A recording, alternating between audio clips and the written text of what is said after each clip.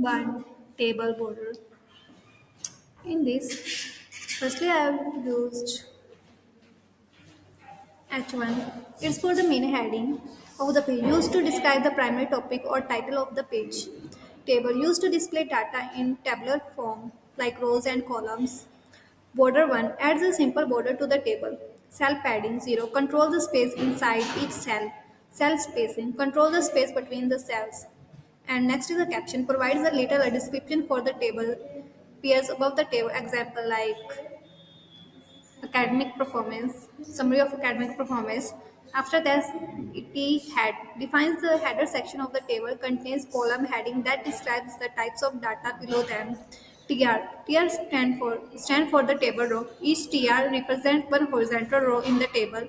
TH stand for the table header cell used inside T head or TR to label columns. Text inside TH is usually bold and centered by the default. T-body contains the actual data rows for the table separated from the header for clarity and better styling in CSS.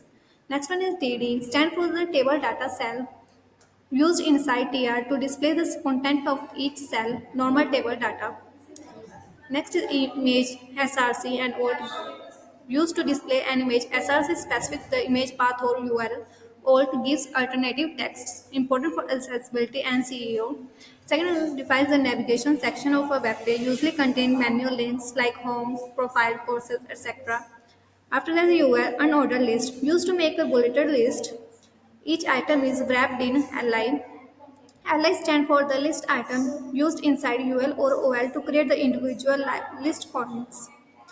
After that, href stand for the anchor tag, creates hyperlinks. Href defines the destination's URL when clicked. Closing tags.